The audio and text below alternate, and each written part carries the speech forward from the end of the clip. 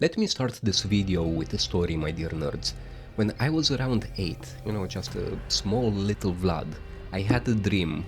I basically had two important people in my life. My best friend, which was also around 8, and a guy that used to bully me. And at one point I had a dream that I was hanging out with this friend and we were doing whatever 8-year-olds do around the block, because in Eastern Europe you would literally leave your kids to play with other kids around the block. That's what we did in the 90s.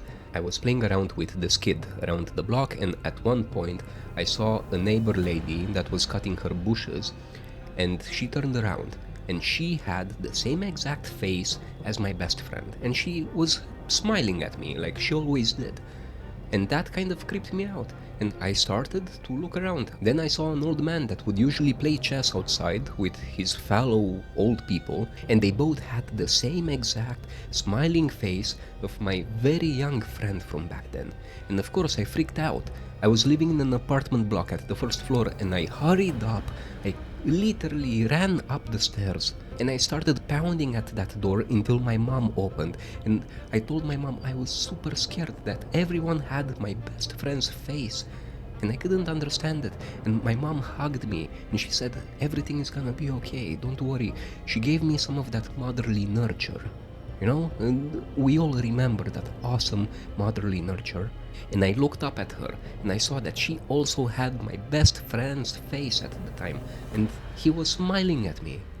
And I freaked out so much that I went down in the street and I started running and running and running, and I ran a few blocks and eventually I saw my bully. And the most beautiful thing was that my bully looked like himself. He didn't look like anyone else.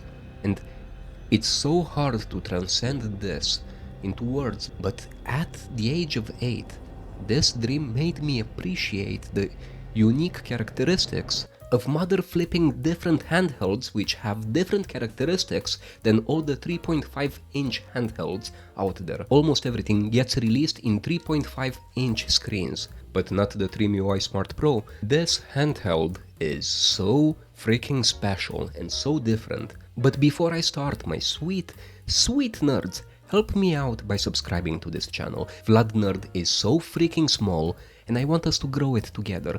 I want us to build something together, and by subscribing you'll motivate me to push more and more weird content. I mean, truth be told, I want it to be normal content, it just ends up being weird.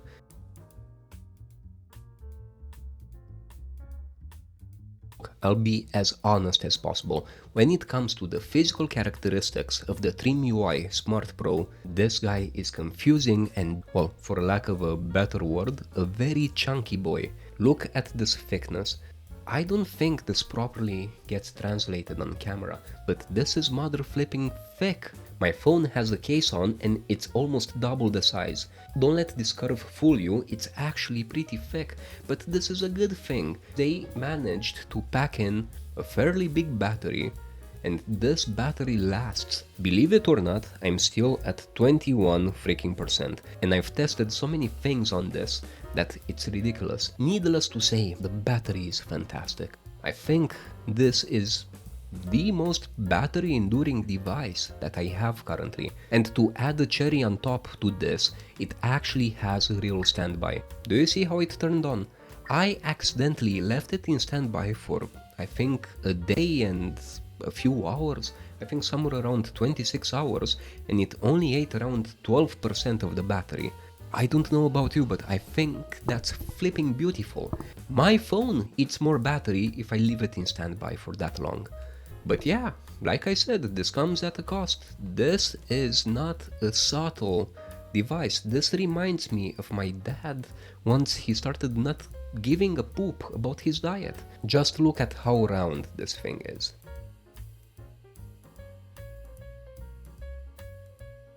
The unboxing really isn't anything special. In fact, I would say that it's boring as all heck. You get nothing but the handheld itself and a cable, a tiny instruction manual, which is more like a leaflet, and that's it. But to be very pragmatic, you don't need more than this, because we actually spent money to get this device, not necessarily an unboxing experience. But this unboxing did actually teach me something, my dear nerds. This unboxing actually made me appreciate the apparent diversity when it comes to the approaches that Chinese handheld manufacturers take. Not too long ago, I made a review of the R36S, and I made fun of it because it doesn't have an actual company that had the courage to put its name on it. That's why we call it the R36S, because that's the model number, but this is technically called the game console. And we eventually found out that Datafrog makes the R36S, but if you were to not Google that, you would never know. Well, and this is quite amusing, the guys at TrimUI were absolutely adamant, my dear nerds, that you knew what device this was. Look at how many logos and pieces of branding this freaking handheld has. We have a logo here at the bottom in the center, we have a logo on the freaking D-pad, one on the menu button, and in case you didn't pick up that this is a TrimUI Smart Pro, then they also took the time to write it here in the lower left. But of course, you might not always stare at it from the front, so they made sure they have either the logo or literally the model number itself plastered in every possible angle that you can imagine. This flipping handheld has 8 different places where they put branding on it. 8! Can you imagine this? I love these extremes. These guys literally compensated what Datafrog did not. But when it comes to the rest of the body, to be honest, I love it. This feels so right in the hand. It's absolutely crazy. And I know a lot of people hate these Vita style thumbsticks. They are not the most popular out there, but I love them.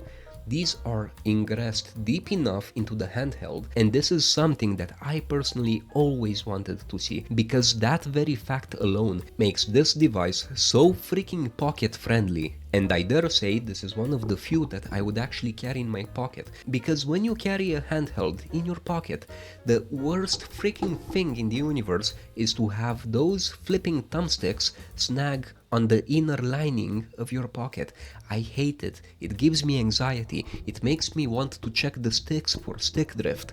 All handhelds with thumbsticks, in my opinion, should be pocket-proof. Otherwise, we don't really have a strong defendable point that would justify making a handheld truly portable. If you're gonna put it in a backpack, then you might as well have a bigger sized handheld like an Odin 2 or even a Steam Deck and enjoy the comfort that comes with that size. So yeah, these might not be the most comfortable sticks, and they don't have L3 and R3, which honestly kills me, because that kind of ruins Moonlight streaming a bit. And we will get to Moonlight a bit later in this video. But I want to appreciate the fact that these sticks don't stick out.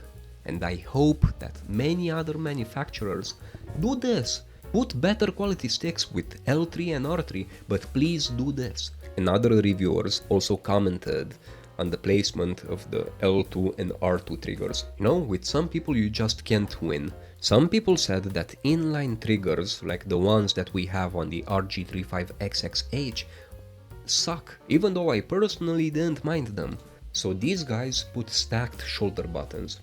And you would think people would love this. But I saw a lot of reviewers actually commenting that the L2 and R2 don't have enough travel to them and they are not analog, and to those guys I just want to say, this is $50 something. Maybe you'll find it for 60, but most of the time you'll find it in the $50 range.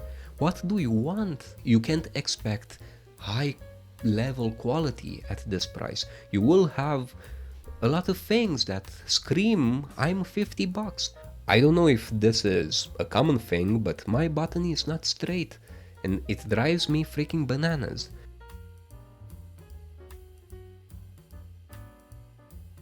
When it comes to performance though, this handheld is, well, I don't want to jump the gun, but kind of amazing. Again, we must root ourselves in that price, but this is the first handheld in this price range of $50-60 that I saw playing God of War good enough for me to personally enjoy. It's actually fluid. You don't have things like audio stuttering, which I found freaking insane. And I first thought, oh my god, this thing actually has some performance to it. But not really, because there's a lot of lies involved, my dear nerds. This handheld is one deceitful little bastard, but I kinda still love it. The guys at TrimUI apparently played around with PSP quite a lot and gave it quite a number of patches. Since the TrimUI Smart Pro basically looks like a flipping PS Vita, they had to make sure that PSP works as good as possible.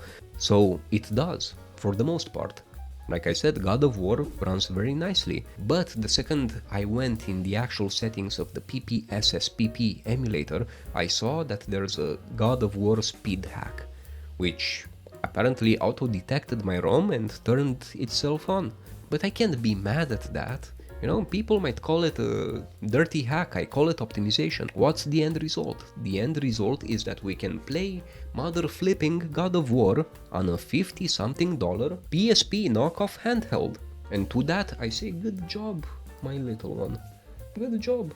You're a big flipping liar, but good job. Most people in history were liars, you know that?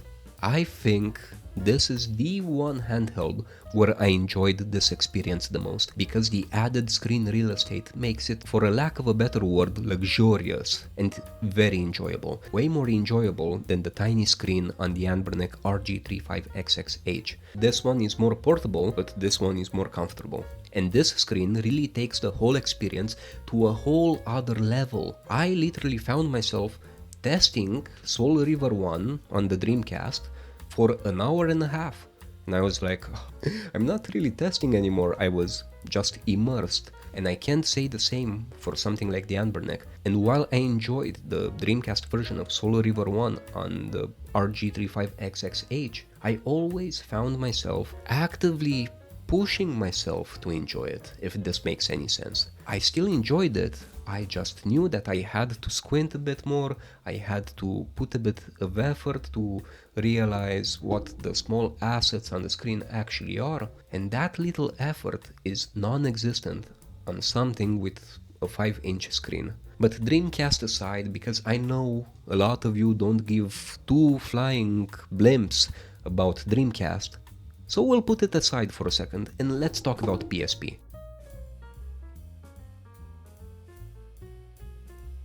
The main thing that I always check is Super Mario 64, because I think that's the go-to game for most people, and it ran brilliantly. I'm shocked by how good it ran. It ran way better than I expected. Granted, I should mention beforehand, all of these games that I mentioned were tested in performance mode, and you'll have a slider here at the bottom from where you can toggle performance mode. The TrimUI Smart Pro apparently has some extra raw power that helps it provide a decent experience for most systems. And you'd think this is exceptional, right? You would think, hey, this is awesome, it looks like a PSP, it has more performance, this will be my next handheld. Vlad, thank you for the recommendation, you're awesome. But hold your horses, my dear nerd. Yeah, this handheld is good and it's different than most others, but I have a hunch that performance mode actually means overclocking the SoC a bit, because in God of War particularly, the TrimUI Smart Pro got uncomfortably hot. I wouldn't say dangerously hot. This handheld will probably be okay for years to play under such conditions, but I just don't like when my handhelds get hot and I could feel that extra warmth on the back of the device. I didn't feel it sweat so much in other use cases. It ran Dreamcast like a dream, it ran Nintendo 64 like a dream.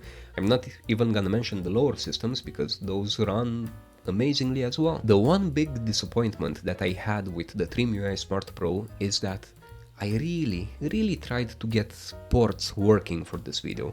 I wanted to showcase a bit of Grand Theft Auto 3, a bit of Grand Theft Auto Vice City, maybe a bit of Doom, a bit of Quake, but I couldn't, because I couldn't get the mother flipping things to work. I think you have to install Tomato OS and then you would have access to a Portmaster build, but Tomato OS is a whole different rabbit hole on its own and I think that deserves a separate video. But on the stock OS, even though you have a section for ports, I personally couldn't get it working. But you know what could work? You subscribing to this channel. Let me tell you how it actually works. You're a human, right? You have human skin and human arms and human eyes through which you see your human things, and you have a subscribe button, and your brain is full of chemicals, dopamine and serotonin, and all of those chemicals make you happy. So when you press that subscribe button, because I'm, as far as you know, a fellow human and totally not AI generated or anything, whenever you press the subscribe button, you give me dopamine and you make my brain happy. My brain being happy creates new videos, which makes your brain happy. Happy Vlad brain equals happy you brain. Happy you brain makes happy Vlad brain. And the inevitable cycle repeats ad infinitum until the universe goes through heat death and we all just... And when this happens, I think we would have totally other priorities, like making an artificial sun so that we can still survive, or heck knows. Point is, we get to have such a prosperous future full of happiness and joy and relaxation, and we could dissolve all stress in the universe if you would subscribe. How beautiful is this? You know, it's almost philosophical. Most problems get solved by a simple push of a button. I think I went too far with this one. Anyway, Moonlight.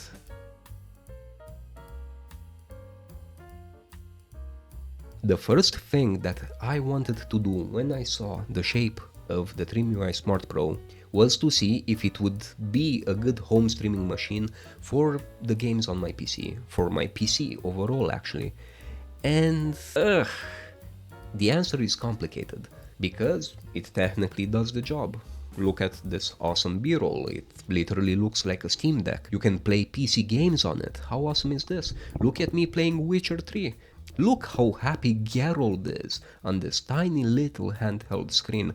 But oh no, there's a problem, my dear nerd. Where the flipping heck is Roach? For those who don't know, Roach is Geralt's horse, but he's nowhere to be found, because in the game you can call your horse by pressing one of the thumbsticks, and the TrimUI Smart Pro doesn't have clickable thumbsticks, so you don't have an L3 and an R3. This kills the usability for some games. Most of them actually use L3 and R3, not just The Witcher 3. I tried Tomb Raider, and Tomb Raider also has certain actions assigned to L3 and R3. But the games that do not need L3 and R3 actually run pretty well. Look at me playing Legacy of Kain Defiance. It's a freaking dream. I can just imagine myself on the couch just picking the TrimUI Smart Pro over any other device and just enjoying, through Moonlight, certain games on my PC. There's a certain fantasy there about pretending that something is like a mini Steam Deck, but unlike the Steam Deck, this feels so small in the hand. And it also works great for indie games like Little Nightmares and many others, but I think you get the picture. I'm sure you have one game in your mind right now, which could technically be played quite enjoyably, I might add, on the TrimUI Smart Pro. But anyway, my dear nerds, I think this is about it. If you have any more questions about the TrimUI Smart Pro, then just drop a comment down below. Oh gosh dang it, I almost finished the video without mentioning the one thing that I discovered right before filming the B-roll, and I think it's very cute. Just get a load of this. It has a freaking place to attach a lanyard. How beautiful is this? I take care of my devices, don't judge too much with what I'm doing here. I actually take care of my devices. Anyway, my dear nerds, before I actually end this video, I want to tell you that if you love the kind of things that I do, if you love this kind of semi-neurotic content, then I would really appreciate if you would join my wall of fame right here, where I have the most awesome people possible on this planet. And you can join by either becoming a YouTube channel member or one of my Patreons. It doesn't matter which variant you choose, you will end up on this wall anyway. But that's all from me, my dear nerds. Let me know what you think of the TrimUI Smart Pro. Is it good? Is it bad? Let me know. What do you think? Would I recommend it? I guess I would. If you're stuck with a lot of 3.5-inch devices, then yeah, go for it. The bigger 5-inch widescreen of this thing actually gives a totally different experience.